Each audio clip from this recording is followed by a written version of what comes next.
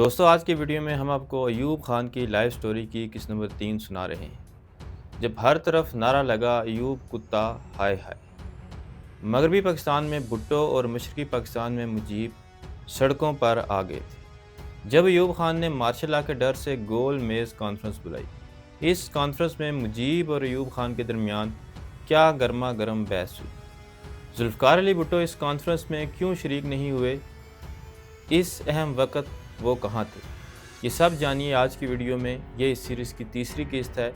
یہ معلومات شیر علی بھٹوڈی کی کتاب the story of soldiering and politics in India and Pakistan سے لی گئی ہے۔ ایوب خان کتا ہائے ہے۔ نومبر 1968 سے پورے ملک یعنی مشرقی اور مغربی پاکستان میں ایوب خان کے خلاف ایک طاقتور تحریک شروع ہو چکی تھی۔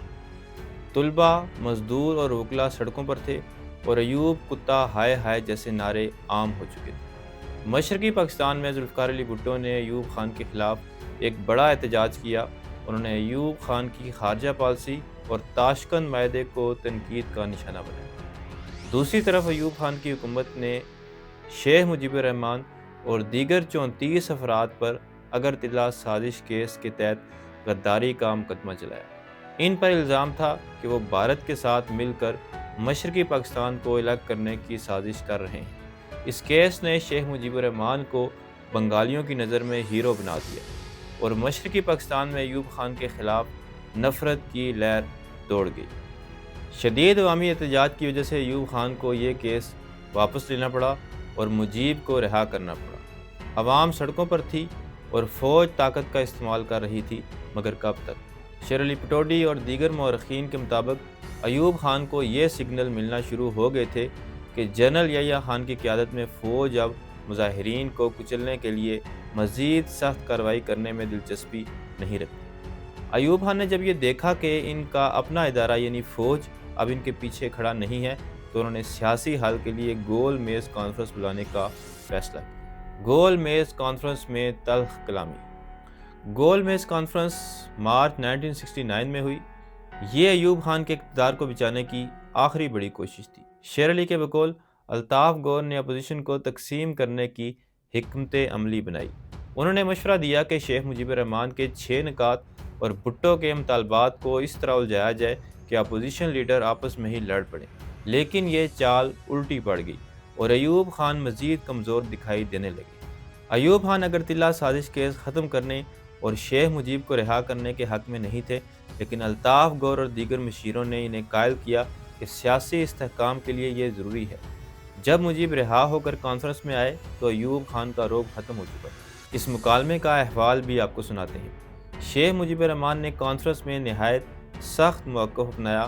انہوں نے ایوب خان سے صاف کہا، صدر صاحب، مشرقی پاکستان اب صرف صوبائی خود مختاری نہیں بلکہ اپنے حقوق کا مکمل تحفظ چاہتا ہے۔ میرے 6 نکات پر سمجھوتہ کیے بغیر کوئی حل ممکن نہیں ہے۔ ایوب خان نے جو مرکزیت کے حامی تھے جواب دیا، مجیب، تمہارے یہ 6 نکات پاکستان کی سالمیت کے خلاف ہیں۔ تم ایک ایسی وفاق چاہتے ہو جس کا مرکز صرف نام کا ہو۔ اگر میں یہ مان لوں تو پاکستان بکھر جائے گا۔ مکالمے کے دوران ایک تلخ جملہ منسوب کیا جاتا ہے۔ ایوب خان نے جب انہیں مخاطب کیا تو مجیب نے یاد دلایا کہ آپ کی حکومت نے مجھ پر غداری کا مقدمہ چلایا تھا۔ ایوب خان کا موقف تھا کہ وہ مقدمہ ثبوتوں کی بنیاد پر تھا، جبکہ مجیب اسے بنگالیوں کی تذلیل قرار دے رہے۔ مجیب، صدر صاحب، آپ کے عشر ترقی کا پھل مغربی پاکستان بالخصوص پنجاب کو ملا ہے۔ مشرقی پاکستان پٹسن کماتا ہے لیکن خرچ یہاں اسلام آباد کی سڑکوں پر ہو۔ ایوب خان نے اس کا دفاع کرتے ہوئے کہا، انہوں نے مشرقی پاکستان میں جتنی صنعتیں لگائیں وہ ماضی میں کبھی نہیں ہوئی، لیکن مجیب نے اسے ناکافی قرار دیا۔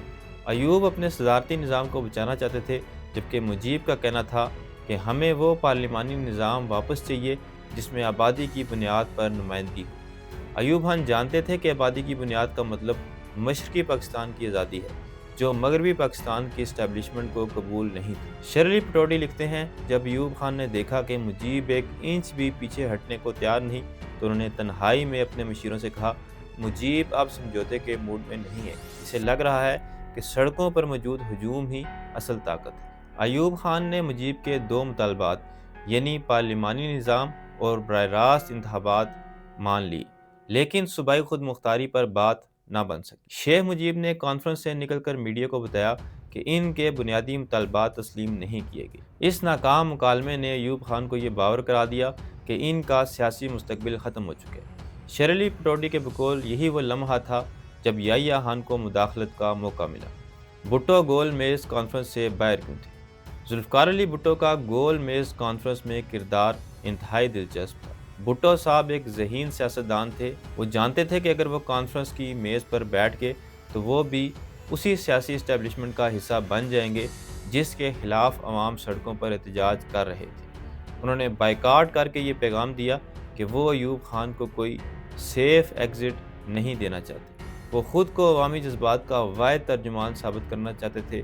جب ایوب خان اور دیگر لیڈر بند کمرے میں مذاکرات کر رہے تھے، بھٹو صاحب سڑکوں پر عوامی جلسوں سے خطاب کر رہے تھے۔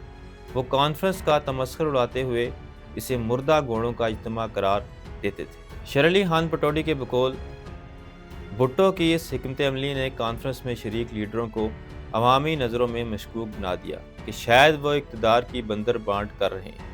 اگرچہ مجیب اور بھٹو کے سیاسی نظریات مختلف تھے، لیکن اس وقت دونوں کا مقصد ایک تھا۔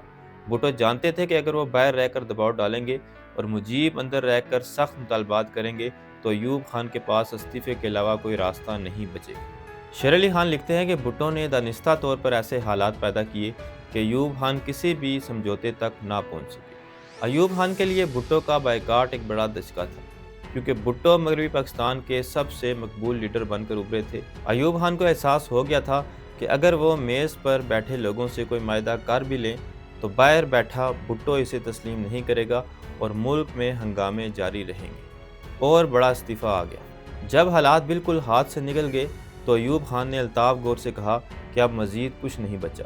25 مارچ 1969 کو جب ایوب خان نے استعفیٰ دیا تو اس وقت بھی الطاف گور ان کے ساتھ تھے اور انہوں نے ہی ایوب خان کی الوداعی تقریر لکھنے میں مدد کی، جس میں ایوب خان نے کہا تھا، میں ملک کے تمام اداروں کو تباہ ہوتے نہیں دیکھ سکتا، اس لیے میں اقتدار سے الگ ہو رہا ہوں۔ تو دوستو، یہ تھی میری آج کی ویڈیو پسند آئے تو چینل کو سبسکرائب کریں۔ ملتے ہیں اگلی ویڈیو میں، تب تک اللہ حافظ۔